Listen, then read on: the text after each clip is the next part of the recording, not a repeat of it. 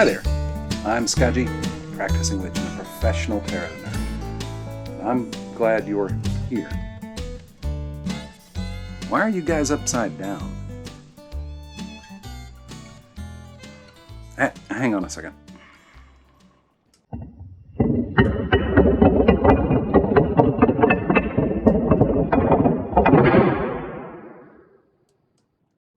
Ah, that's better.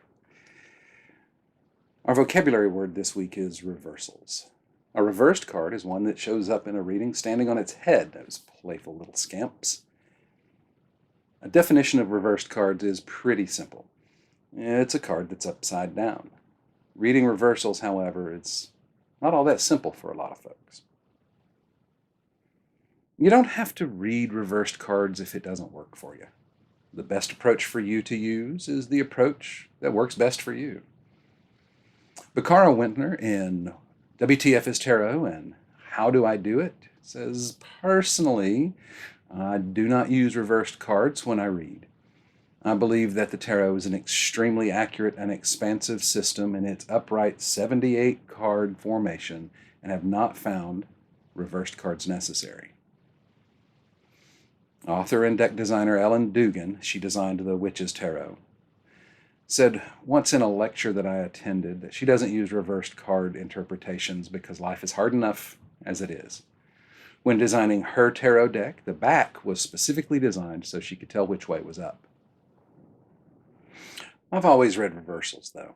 I dug through my library looking back at many of the tarot books I read when I was first getting started, and I discovered something interesting. In every one of those books, most of them written prior to 1970, and they include several reversed interpretations, but not a single one actually talks about reversed cards. It's like they just assumed that everyone would be using reversed interpretations. And maybe that's why I practiced reversals from the start. The books made me feel like it was required.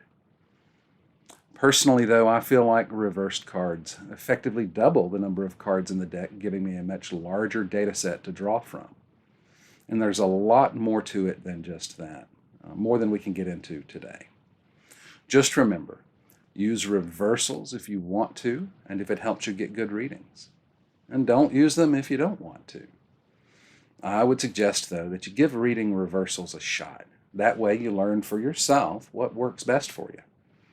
Don't ignore those upside-down cards just because they're hard to read. This week's card is the Queen of Swords and was suggested by me. Thanks, me. I've been working on this video for a while now. You see, today would have marked Mother's 87th birthday. She crossed the veil this year. The Queen of Swords has always brought my mother to mind.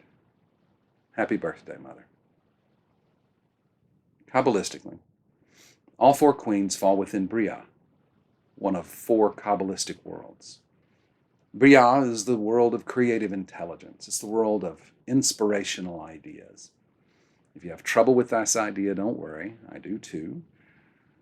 But if you ever had a good idea, a really good idea that just seemed to come out of nowhere, well, that's Bria at work. Those aren't the ideas of the mind. They are the ideas of the heart. And because these inspirational ideas seem to flow out of our hearts, the queens get associated with water. At least the way that Golden Dawn looks at things. And further, the queens are associated with the third sephirah on the tree, Bina, also known as understanding. You see how these things start to stack up? I hope so, because it kind of makes my head hurt. Astrologically, hang on. Astrologically, the Queen of Swords rules 20 degrees Virgo to 20 degrees Libra. Oh, what? Isn't Virgo an earth sign? What's an air card doing in there? Well, this seems to be more Golden Dawn Qabalah stuff. But after looking at it a bit, it does seem to work. Let's work that out together. Libra, that's a cardinal air sign, and Virgo, that's a mutable earth sign. When we blend these two together, we get that bendy earth with the assertive air. And if this were a plan to do something, it would be a very detailed plan with built-in flexibility. At least I think that's how it works. This is one of the reasons I'm not an astrologer. Swords are traditionally associated with the element of air. This isn't true for all tarot decks, but for now we're going to stick with the traditional correspondence. Air is the element of the mind, thoughts, perspective, communication. Once upon a time, the term airhead meant someone who wasn't all that bright, as in their head was full of air, empty. But that's not air element stuff at all. Air is very movie, though. It's a very movie kind of element and can be kind of flighty, flitting from one thing to another.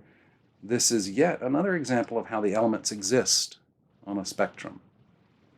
One of the ways to consider air is with the word focus. Our minds can be very focused at times, like when our attention is concentrated on a single idea or task. And at other times, in my head at least, it's like a tornado in there, just throwing ideas all over the place. In the court cards, at least the way that I use them, we have that additional elemental influence. In the case of the queens, that would be water.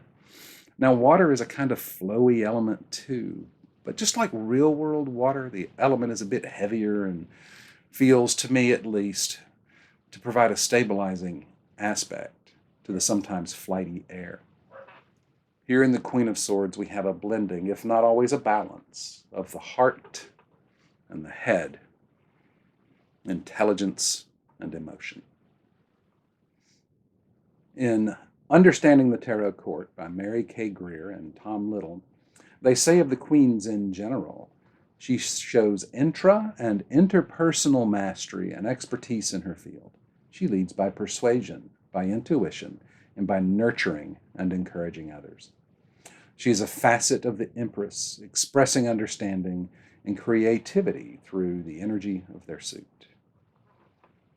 And of the Queen of Swords in particular, they say, she is independent, self-contained, and daring.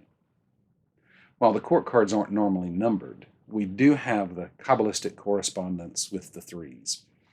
But if we want to get weird, let's consider what number that card might carry based on the traditional ordering of the court cards within the suits. Traditionally, the queens are the third card, which would make them number 13.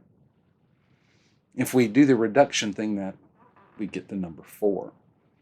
To my way of thinking, the number 4 is the number of reality, meaning the real world. And it is our mothers which bring us into the world, that make us real, after all. Yeah, I know, dads do play a role in all of that, but it's our mothers that do the real work. The Rider-Waite-Smith deck was the first tarot deck I ever studied. Back in the day, it seems that it was the most widely available deck. These days, when it comes to tarot deck designs, we have an embarrassment of riches. But this was my first. And ever since I saw the Queen of Swords, it reminded me of Mother. At first glance, the Queen of Swords looks cold and aloof. She might even make you feel like she's judging you in some way. And sometimes that's what she's doing. What feels worse, when she's mad at you or just disappointed? Now, unlike this card, my mother smiled a lot. And when she laughed, it filled up the house. Her sense of humor was dry and a bit on the intellectual side. And sometimes she felt distant. But maybe that was the result of the painful experiences she had not only endured, but overcome. People who work hard with their hands develop calluses there. And sometimes when people encounter hard times, they develop calluses on their hearts. This is not true of everyone, and it wasn't true of my mother. Granted, the tenderness and love in her heart wasn't always on display, but like the Queen of Swords, Mother nurtured from a distance.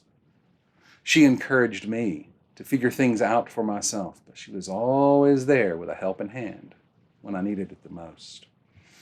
And when I was too stubborn to ask for help, she would allow me to learn some hard lessons.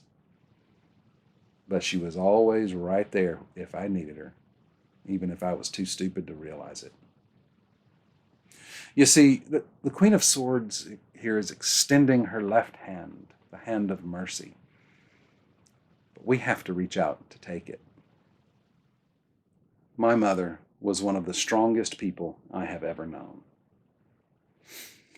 I once had a coworker approach me and say, I think one of our coworkers complimented you. Really? What'd they say? We need a little backstory at this point. I worked in this concrete plant as an office manager, and my desk was in the main office where all the line workers, the ones that did the really hard work, they would pass by every morning, come into work. And I shared that office with the shipping manager, and he and I would greet everybody every day. Now, the shipping manager was a great guy, but he let his thoughts be known, and he didn't put up with much crap. Well, this coworker tells me that it was said, Cobb don't take nothing off nobody. He's kind of like Dad. Well, Skaggy takes care of us. He's kind of like Mom. I think this coworker was a little bit afraid that I might be offended being cast in the role of Mom. But I looked at him and I said, I'll take that. My mother's the strongest person I've ever known. I don't think that I ever heard my mother raise her voice. But there's no doubt, when she needed to, she would stand up to anyone or anything.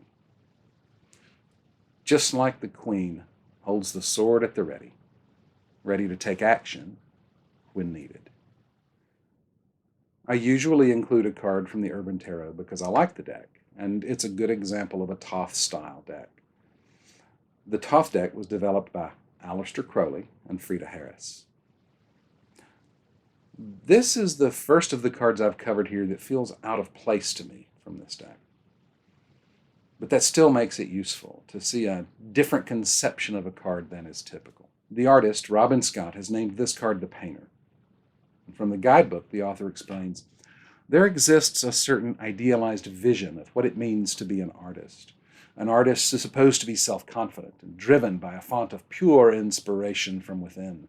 Having no concern for the allure of fortune and fame, the artist is driven only by the work.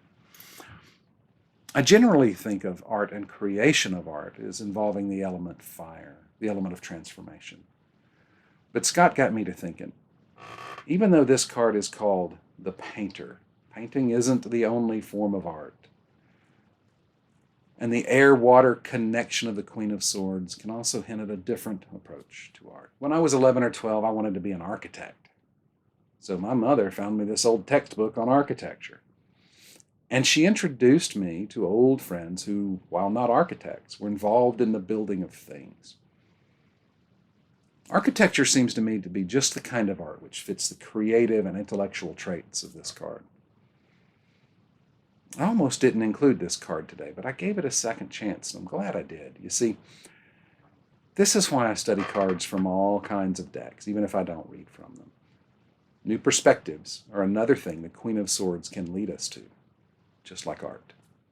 In the Guardian of Night Tarot, the Queen is represented by a barn owl. Now, I wonder, were barn owls just waiting around until humans invented barns and were like, well, it's about time? Barn owls mate for life. Mother and Daddy were married for well over 50 years, and even death didn't separate them. After they retired, they used to go for drives and visit friends and family. And Daddy would joke that he was driving Miss Daisy, like from that movie with Morgan Freeman and Jessica Tandy. When he's ready to go, he'd say, "Let's go, Miss Daisy." Daddy crossed over a few years ago. Now, I was with Mother at the end of this part of her journey, and she was hanging on. Now, we had this picture of Daddy at her bedside, and I turned to that picture and I said, "Daddy, you need to come get Miss Daisy." And 1 minute later, she was gone. And once again, they were off together for a drive. The barn owl's sense of hearing is very accurate. They're good listeners. After all, if your dinner mostly consists of teensy little critters running around on teensy little feet, it helps to have good hearing. The Queen of Swords is also a good listener. She may not advise you, though. She may just listen. I know when I talk things out, that often allows me to work through the thoughts on my own. And that's the wisdom of the Queen of Swords, listening. I like this take on the Queen of Swords from the Pulp Tarot, Joan of Arc. Inspired by her faith and visions of angels and saints, she stepped into the role of a military leader, a role at that time not seen as a place for women. When she was captured by the English, she was tried for heresy and, of all other things, wearing men's clothing, and she was burned at the stake. Joan of Arc still serves as a role model for standing by our convictions and is an inspiration for many women. The Queen of Swords is a leader tuned into and inspired by something outside herself, whether you call it intuition, the divine, spirit, or something else. Confidence is an interesting thing, and it's a word related to faith. We might have confidence in another, or in a thing, or in ourselves. We can have confidence, and we can portray it. Strong leaders aren't always confident in themselves, but those whom they lead may have confidence in them. Encouraging the faith which confidence engenders is a sign of a good leader. As many who have said, "Hold my beer, watch this," have learned, being confident doesn't mean everything will turn out just fine. And being confident in another doesn't always mean they deserve it. I can't remember a time when my mother wasn't confident in herself.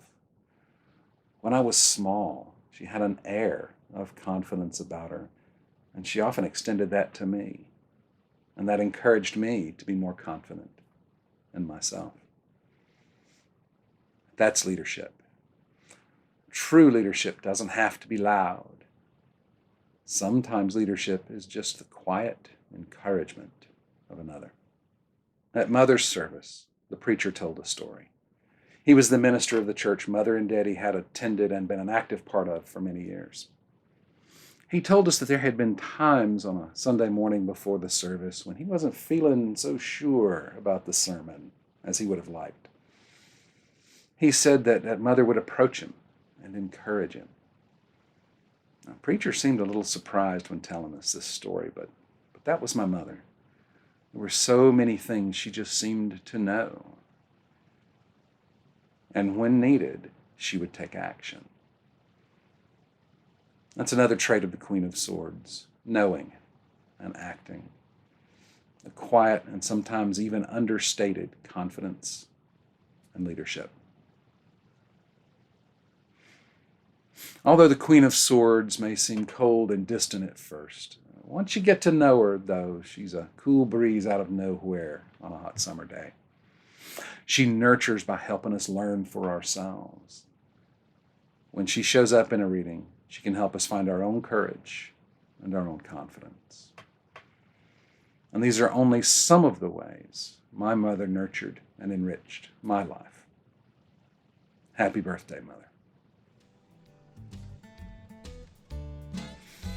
Thank you so much for spending some of your time with me today.